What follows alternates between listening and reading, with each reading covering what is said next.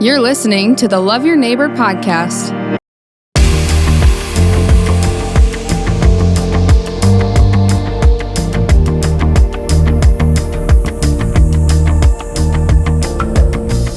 Well, hey, welcome. Thanks for joining us on the Links podcast, Love Your Neighbor. And you're in for a treat today. You're sitting with two former offensive linemen, centers, football nuts. So if you don't like football, tough. You know, you're gonna. You might want to turn this off. I don't know. I mean, I don't think we're going to talk football the whole time, but it's definitely going to come up. Yeah, we're gonna do that. But our guest, your friend and neighbor, Mike Zerr, is with us. Mike, welcome. Thanks, John. Thanks for the opportunity, man. Man, it's good to have you on here. You're like on the heels right now as we record this, on the heels of a 1-year reign as Mr. South Dakota. Tell us a little bit about your reign and what you plan to do now that you're no longer carrying that crown. Well, I have to say it has very little to do with me. You know, my wife Megan, we were getting ready to get married last year and go out to Mexico and get married in Puerto Vallarta. And she goes, I need a goal to, just be really fit for our wedding on the beach. I'm like, okay, well, I found this pageant. I'm going to apply for it. Cool. Ends up becoming Mrs. South Dakota for the last year. Goes to Vegas, does the whole pageant thing. Definitely not a pageant girl, quote unquote, in her own words. But it's been a cool experience for her. And she's met a ton of awesome women, through the process, and, has been able to make an impact around here with some things that are near and dear to her heart. So I think that's been really positive, and really proud of her for doing it, because it's certainly a step out of the comfort zone. But my buddies have given me a fair amount of heck for being Mr. South Dakota. I want to make sure that we keep this, somewhat, we don't want to get in the deep end of the pool too quick, but I mean, how are you doing with just that, that self-image stuff of you being a trophy husband? Like, that's what clearly you have a lot to do with it. That would be amazing. Like, if I could just if she could just do all that and I can just coach kids and do that sort of thing on the side, that would be amazing. I'd be happy to do that. I'm about as I don't hunt. I don't, do some of those things that would generally a Mr. South Dakota, should probably be wearing Carhartt instead of BV football or something, look a little more like I'm out of, Yellowstone, but here we are. So, well, I'd love to see on your campaign, for, because I think that's great. I had the same experience, being an offensive lineman. It's tough. I mean, girls, women, and I'm married happily now for 20 years, but it's tough. I mean, there was a time when I wasn't sure, with all the girls that were lining up to date me, if I was ever going to be able to find the one. Yeah. And it is a challenge. You're used to kind of running, behind the scenes. You're the wheels on the bus. You just don't tell anybody about it. Yeah. Everybody else is kind of on your shoulders, and you're carrying everybody forward, but you don't get a lot of attention. That's a Sam Waidula line. I can't take full credit for that. Waidula, a great BV grad there, but another offensive lineman. Yes. There's something special about being an offensive lineman, and only offensive linemen get it. And like you said at the start of this, when you start talking like offensive linemen, people tune out really fast unless they get it. But you know what? The good news is we don't care what anybody thinks. We're just gonna have fun. So for sure. So what got you into coaching and teaching? Let's talk a little bit about that. You're obviously from Aberdeen, played football at Northern State, but what got you into this concept of teaching and coaching? You probably done a lot of things, but what brought you to this point? I had great coaches and teachers growing up. I give a lot of credit. I went to Aberdeen Roncalli High School, and Terry Dosh, Tom Murphy. I could start naming people, and I'm going to forget somebody. Cheryl Kolb was my third grade teacher. She was phenomenal. And, you start finding people along the way. It's like, man, I'd maybe like to do that. And go to Northern State University and, run into more great people in that regard, and run into Mark Schleckaway at a tennis meet. I was coaching tennis at Aberdeen Roncalli, and he said, hey, we got this job down at BV. I need a new assistant tennis coach. Why don't you apply for it? Science and PE, whatever. And I said, okay. So anybody who's mad at me for being here, it's Mark Schleckaway's fault. Okay. That I applied for it. My cousin Mitch lives and teaches in Brandon also. Okay. Said great things about it and came down and interviewed. And, I kind of walked into the place, and, it's one of those things that just has a feeling.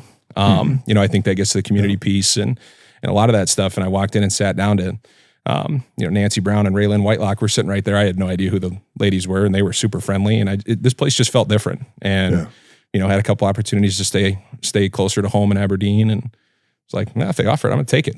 It's different, and it's been proven to be a great decision. You know, meet the person you fall in love with and all that stuff, along with a bunch of other amazing people too. So, Nancy Brown, what a great gal. Absolutely, man, what an amazing lady, and just a beacon. It's got to be Raylyn too. I mean, it's like those have to be a special kind of lady or man, or I mean, that's an unbelievable job just to deal with not just the like community and the parents, but like administration and a lot of the, you know, different things. I mean, those people, those administrative assistants make our schools operate, you know, I mean, there's a lot about leadership, and there's a lot of great leaders around here that help it go. But I mean, those ladies are incredible. Yeah. You talk about the face of a community, the face of a school district. I was a teacher for 5 years, you know, and being in ministry since then, it's been like that smile, that greeting, that helpfulness. I mean, when you mentioned, you know, I'd been in and out of schools for years myself, and you know, we got some of the best. Some of the best. So makes the place feel different for sure. Yeah. Awesome. Well, let's kind of talk. So, you know, teaching, you had some great role models. That was so many people. I find that is their story. If you hadn't have gone into teaching, if you had not have, you know, ran into Mark Schleckaway and you weren't such a prolific tennis coach, what Mike would you have done? I mean, what would you have done without, you know? Well, I wanted to be a professional football player, and that died in 6th grade. Yeah. You know, I looked at my parents, and they're both like 5'7". I'm like, you know, I don't think it's going to happen for me. You know, I don't know, maybe, maybe, you know. But, you know, I think I love talking. I don't know, maybe sportscasting or something like that. You know, athletic training, something involving sports. I don't think, you know, if I think sports would always be a part of it. You know, it'd be hard to see myself doing something else, just because it's, you know, you're a little kid and you grow up and that's what you love, you know, and it's not just about the game. It's about all the things that, you know, the game brings out, whether it's relationships or, you know, being able to overcome challenges, hardships, and, you know, make connections with people, you know, whether it's ministry, whether it's teaching, coaching, whatever. You know, people are, I mean, it's the best product that this place has. And whether it's Brandon or, you know, just planet Earth, period. I mean, it's what brings the greatness out of everything. And so, you know, there's a lot of beauty and a lot of other things, but people got to see it. So it's pretty cool. That's awesome, Mike. That's a good word. We're coming up on a year now. I know many people that are listening to this, you know, have been remembering, you know, over the last year, the passing of Coach Garrow. You obviously had a close relationship with him, and I watching your career of stepping from the, you know, I got to actually, I know it's going to sound crazy, but I got to fill your shoes for 1 year, and then I failed out of that job. But for 1 year, I got to fill your shoes as a freshman coach, but you moved up the ranks in the coaching here in football and working for Coach Garrow. Talk a little bit about what that was like for you. Yeah, I mean, it's pretty crazy, you know, when I think about like, you know, there's a, you know, you never want to be a product of your environment, you know, but it is, you know, I want my environment to be a product of me or whatever, you know, like it's a famous quote from something. Yeah. But, you know, I consider myself really blessed to be a product of the Brandon Valley environment, you know, from a coaching standpoint. You know, coming down here and working with Coach Garrow, you know, Bill Frecking, Tim Silliuson, Brent Deckert, Mark Statham, you know, Matt Christensen. I mean, I'm going to forget Jason Bisbee. I mean, you start talking about the people, Matt Mueller, you know, all these people that you've had the opportunity to work with, Troy Sturgeon. I mean, these are all like Hall of Fame level people, you know, and I'm just a kid who comes up and gets a doctorate in how to coach, you know, from all these guys, and how to treat people, and how to be a community member, and how to do all these things, how to be a dad, you know, how to, you know, do all those things. And I think Chad, you know, had a major impact on me just from a, you know, confidence, positivity, you know, like seeing something in somebody and saying, I'm going to do whatever I can to draw that out. You know, and the more I reflect on his life and his influence on me, you know, it's football and X's and O's. And I mean, there's nothing better than a Sunday meeting, where you sit in a room with 6 hours and, it smells like, meat and fart, and it's an ugly scene at times. But I was going to say, when you said there's nothing better, and again, that does not sound like everybody's dream, and I get that, but for an offensive lineman, for people who really love football, I mean, those conversations you have that are, trying to bring the best out of kids and, trying to put kids in a great situation, that's his legacy on the field, but off the field as, I lost my mom to cancer, 5-year battle. She was given 3 months to live. You talk about competitive, tough people. I'm where I'm at today because of my parents and my sister, but, she passes away. We play Sioux Falls Lincoln on Friday in the semifinals of 2020. And then, get the call after that game, like, hey, she's not doing well. You got to come up here. So I'm gone like half of that week where we're prepping to play Harrisburg and whatever. And, the conversations we had that week and, him sharing perspective on his dad and, all those different things. And, those are the things that I think about when I think about coach. It's not like, that was a great play call. Cool. Like, man, remember this, look at this scheme. That's awesome. But at the end of the day, it's like, how do you treat people? And, it's unfortunate, a little bit unfortunate that like you see the celebration of life that we have when people pass. And it's like, I just hope that, and I think everybody, had an opportunity to hopefully say, how they really felt and how they really feel about people. But that's something that needs to happen more and more often. So it definitely changes your perspective. Loss changes your perspective a little bit. And especially when they're beacons for you, like people that are like these just rocks of positivity, belief in you and that sort of thing. And, and they still show up in little moments, as faithful people and that sort of thing. You have, whether it's a bird or a song or little things like that, I think anybody who's experienced that, knows that feeling. I'm hopeful anyway, but an incredible impact and just an incredible human being for sure. I think it's truly, one of the things that I tell people at funerals is I say, this is always a reminder that we need to send flowers while they're still here. Yeah. And I don't know if Coach Garrett would appreciate flowers, but maybe some kind of church. I mean, as a like a sarcastic little like Schneid, like, here's some flowers, buddy. You doing okay? Something like that probably. For not being an offensive lineman though, he really modeled. He embraced the game. Boots. The vest, the meats, the cutoff shirts, the meats, just being able to sit in a room and have a conversation. Just shoot the breeze. And those are the things that. And thankfully, like, that's why you're, I mean, not that you're thankful that they're gone, but you're thankful that, not that it hurts or whatever, but you're thankful that they leave a mark like that, on you, that, you get a tear out of the good side of the eye, when you start to think about people like that, because they've left such a great mark on who you are and, the people that you get to interact with every day. Yeah.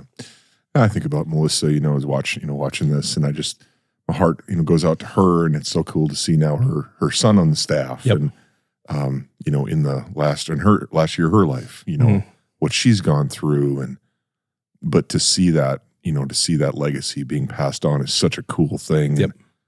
It's more than football. It's about people. And, so if you're watching this, and Melissa, just, let you know, there's still a lot of people that love you, and we're definitely pulling for you so much. So, I appreciate you sharing that. Yeah, no problem.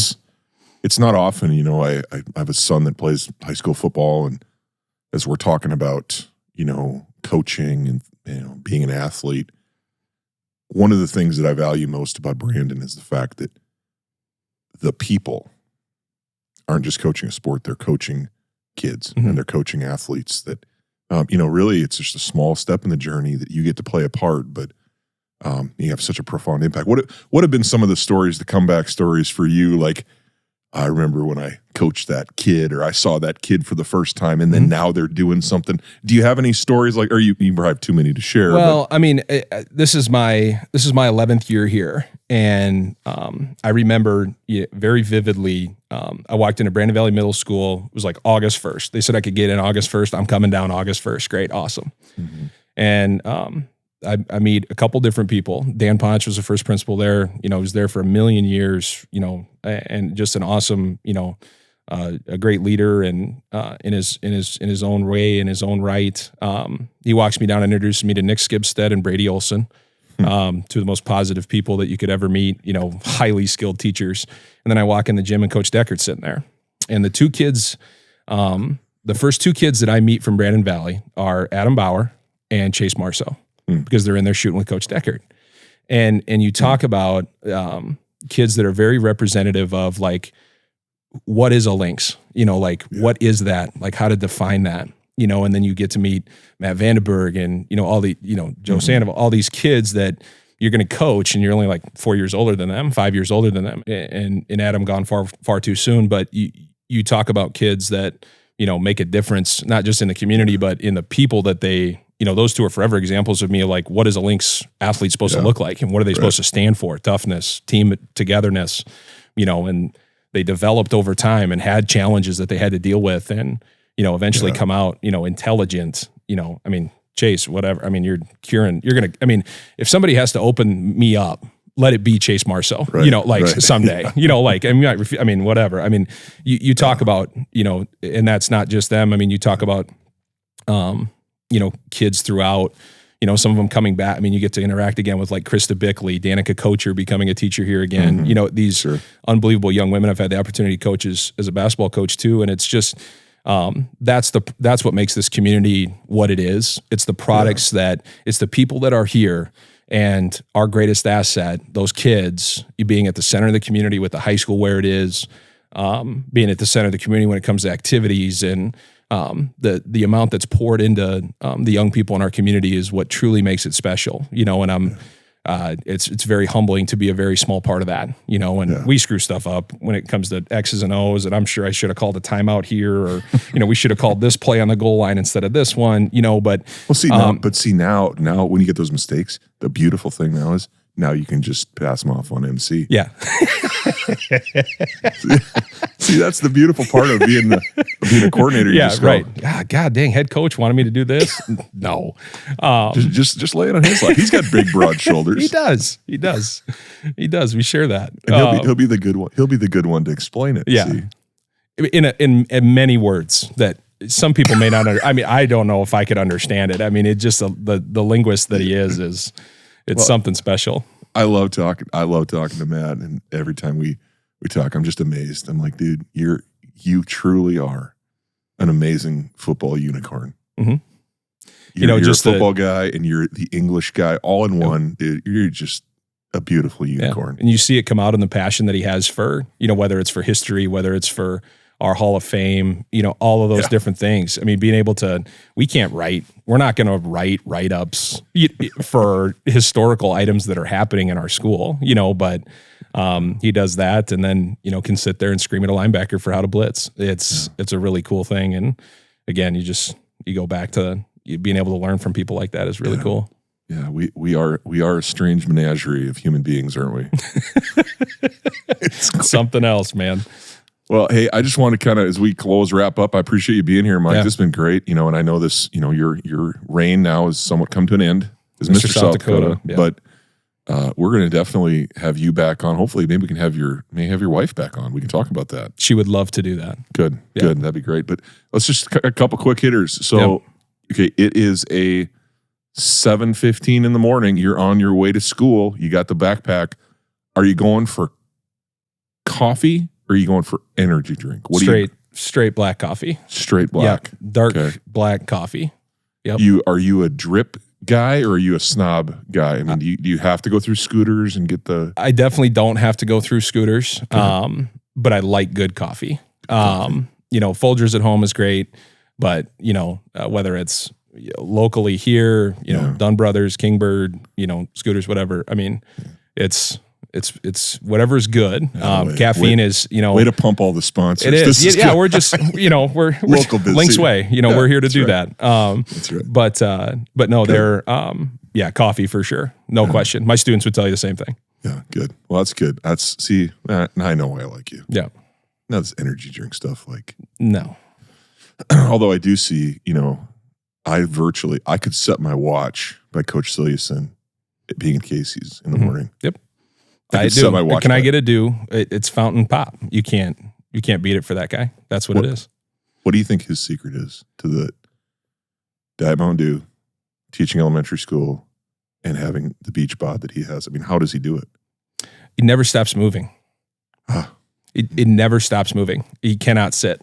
It's the same thing with Coach Nelson, Coach Mueller. Those guys they're in the shape that they're in because they never stop moving. Like, I love to sit down and eat a cup of coffee, drink a cup of coffee, and point. Hammer a donut or something. Like, stare at film on a computer for too long.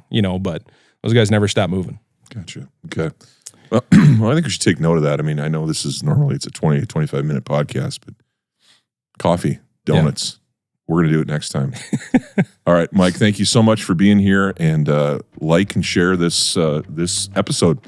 If you're a student, if you're a teacher, if you're a parent, especially if you're a parent and you just want to know just a, sampling of some of the humans that get to teach your little humans, share the Mike Zerr Links podcast. Sure. Thanks, Mike. Thanks, John. Appreciate it. You bet. Thank you for joining us on the Love Your Neighbor podcast. The purpose of the Love Your Neighbor podcast is to build community one conversation at a time. You can help us build that community by sharing the podcast on your social media channels and rating our podcast on whatever platform you're listening from. Another way is to let us know of any neighbors who have a story. Go Leaks!